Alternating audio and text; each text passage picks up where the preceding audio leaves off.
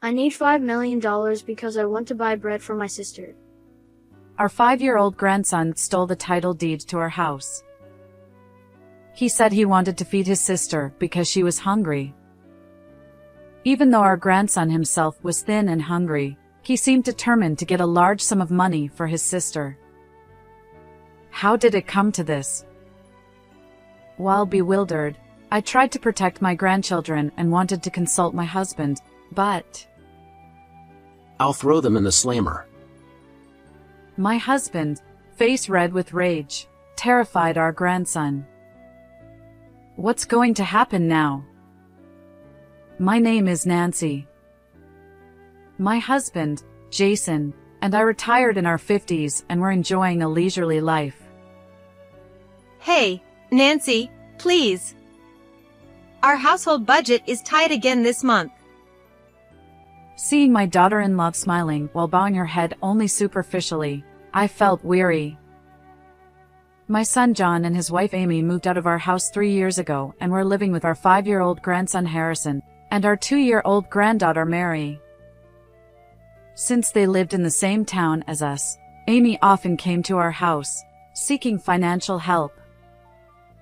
They always seemed to be in need of money, making me doubt if they were really working properly. I became worried about my grandchildren and asked several times to see them, but there was always some excuse, and I couldn't meet them. Come on, Nancy, you have plenty of money to spare, don't you? You know, Amy, money doesn't just come out of nowhere. But you both do stocks and investments, don't you? That's the reason my husband and I were able to retire in our 50s. We decided to spend the rest of our lives volunteering and helping others. Please, Nancy, help us. If we can't pay this month's rent, we'll be evicted. First, establish a stable livelihood so you can live without relying on us. We were troubled by her monthly demands for money. Suddenly, Amy's face twisted in anger. Are you going to abandon your son and grandchildren when they're hungry? You miser! Heartless! You're not even human! Amy's outburst left me completely exasperated. All right, but this is the last time. Thank you so much. As soon as I gave in, Amy's mood improved. But I'm sure she'll come asking for money again next month. Hey, could you let me see my grandchildren? If you're in such financial trouble that you might get evicted, are Harrison and Mary okay? Oh, they're fine. Don't worry about my kids. No, I am worried. Can't you just let me see how they're doing? Besides, she had just admitted that they were hungry. Seeing my suspicion, Amy looked annoyed again. Could you stop meddling in other people's family affairs? We're family, aren't we? Just because you lend us money, don't get too high and mighty. Ugh, how patronizing. I was annoyed by her words, but I tried to continue negotiating. Eventually, Amy relented and said, I'll talk to my husband. Later, my son contacted me and said, We're sending our 5-year-old son over. The last time I saw my grandson, he was 2, so I was eagerly awaiting our reunion. Then, my 5-year-old grandson Harrison came to visit us. It's been a long time. Do you remember your grandma? I smiled at him as gently as I could, but he just looked around the room nervously. Amy came with Harrison, but quickly left, saying, All right, I'll leave him with you. Of course, he would be anxious being left alone in an unfamiliar house. Moreover, just as I had feared, Harrison was extremely thin, possibly not getting enough to eat. His clothes were also too big and ill-fitting. This is worrisome. What are John and Amy doing?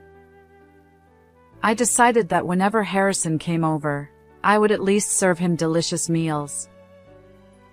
Additionally, when Amy came to pick him up, I gave her a small amount of money, saying, "Please use this for your children." Amy looked surprised, then smirked. Thanks for the extra cash. She kissed the envelope containing the money. I hope they don't use this for themselves. I stressed that it was for the grandchildren, but I couldn't help feeling uneasy seeing Amy's reaction. And there was something else that had been bothering me. It seemed that Harrison had been exploring the house whenever I wasn't looking, often rummaging through drawers and cabinets. When I noticed and asked, "What are you doing?" he would hastily return things to their places. But as soon as I looked away again, he would go right back to the same spots. Harrison came to visit every day, and for about 3 days, he repeated this behavior, making me curious.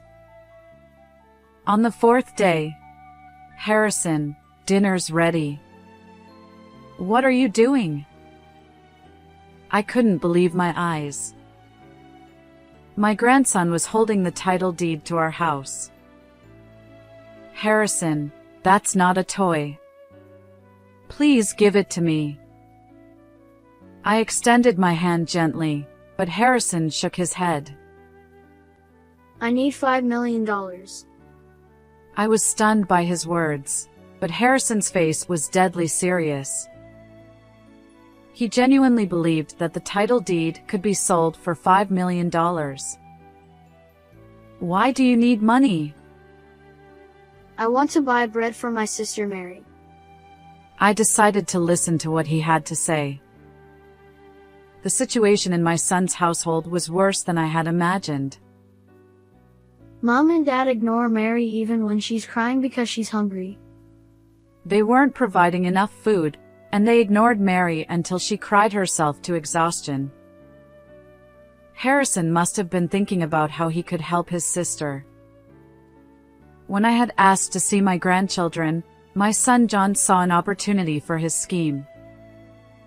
Dad said if I brought the title deed from Grandma's house, we could get $5 million and have lots of good food. My son and his wife were using Harrison to try and steal the title deed.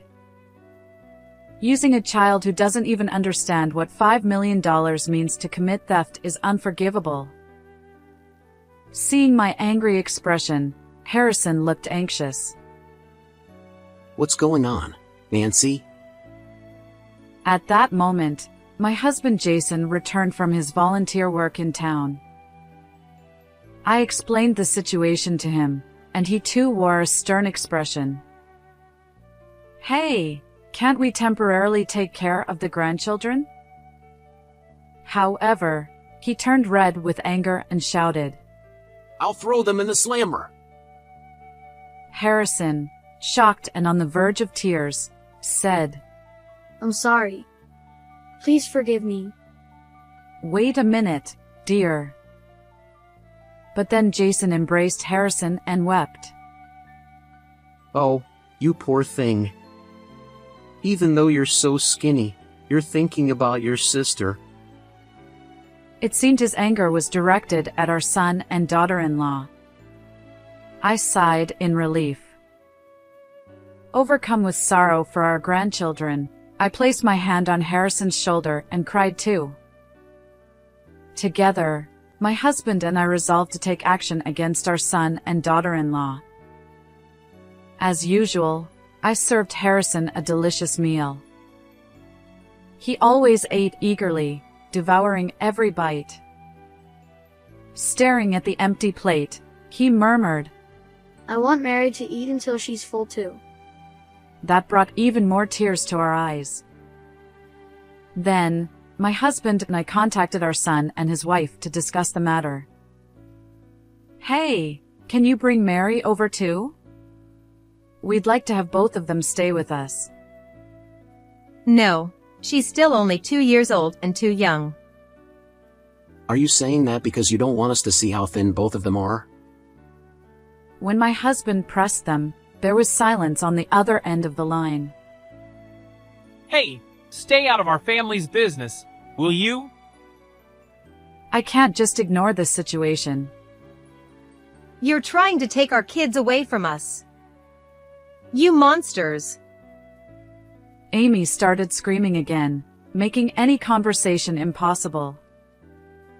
In the end, she didn't come to pick up Harrison, so he stayed with us. She was probably afraid of my husband and decided it was too difficult to take Harrison by force. Despite being rebuffed by our son and daughter-in-law, we persisted and gathered evidence of their neglect. 3 days later, we went to John's house unannounced. What are you doing here? Get out! We're here to take Mary into our care. We told you to stay out of our family matters. Our visit caused an uproar. Harrison was staying with a neighbor, and Mary was napping at the time. Despite the commotion, our granddaughter slept soundly. We have proof that you haven't been properly caring for Harrison and Mary, I said, glaring at them. They seemed momentarily taken aback, but quickly regained their composure. How could you know that without even coming here? Stop bluffing. As John and Amy mocked us, I held up my phone. The screen displayed videos of them ignoring a crying 2-year-old Mary while engrossed in their phones, captured at various locations like the park and supermarket. What is this? Did you secretly film us? And I took Harrison to the hospital and got a diagnosis. He's clearly malnourished. How do you have so much time for this nonsense? Must be nice to be retired and bored. They insulted us, but it was clear their confidence was waning. I shook my head calmly. There's no way just the two of us could gather all this evidence. We had help. Who helped you? Bring them here! I need to give them a piece of my mind. We could bring them, but I doubt they'd all fit in this house. John looked confused. You know we've been volunteering since we retired in our 50s, right? So what? What's that got to do with anything? Through our volunteer work, we enlisted the help of the entire town. Everyone except you two. As my husband laughed, John and Amy's faces turned pale. The townspeople had listened to our story with shock and anger. When my husband asked for their help to gather evidence against you, I continued. Everyone was more than willing to assist. And asked, "Didn't you feel the town watching you lately?" Everyone was keeping an eye on your actions. John and Amy clutched each other's hands, trembling with fear. All right, prepare to be thrown in jail. Ah! No! Wait, don't leave me. As my husband blocked the front door with an imposing stance, John and Amy, in a panic, tried to escape through the back door. However, both let out yelps and fell to the ground, their legs giving way beneath them. Gathered there were townspeople, ready with cameras and smartphones to document everything. So, what's your next move? There's no escape now, I said as I slowly walked up to them. John and Amy, realizing they had no way out, dropped to their knees and began begging. We're sorry! We'll change our ways! I promise! Please, forgive us. We'll take proper care of the kids. Despite their desperate pleas, no one there was willing to forgive them. I have just one question for you, I said. What? What is it? Sensing a glimmer of hope, they looked up with expectant eyes. What did you do with all the money you begged from us and the money we gave you for the grandchildren? Well, John averted his eyes, unable to answer, and Amy remained silent. I believe the answer is right here. My husband, who had been searching through the other rooms, emerged carrying brand-name bags and sneakers, tossing them onto the floor. They scrambled to gather the scattered items in their arms. You took our money and spent it on luxury items for yourselves. You can't deny it anymore. Surrender quietly and accept your fate. At that moment, as if on cue, the police arrived with sirens blaring. John and Amy were forcibly shoved into the police car, crying and screaming, as they were taken away. Afterward, our son and daughter-in-law were arrested and faced severe charges for their actions. We cut ties with them and initiated a lawsuit demanding the repayment of all the money we had lent them. John and Amy now have a substantial debt and will likely have to work tirelessly to repay it once they are released. As for our grandchildren, Harrison and Mary, we decided to take them in and raise them ourselves. When we served them meals, they cried with joy, saying, "Delicious, delicious," as they ate.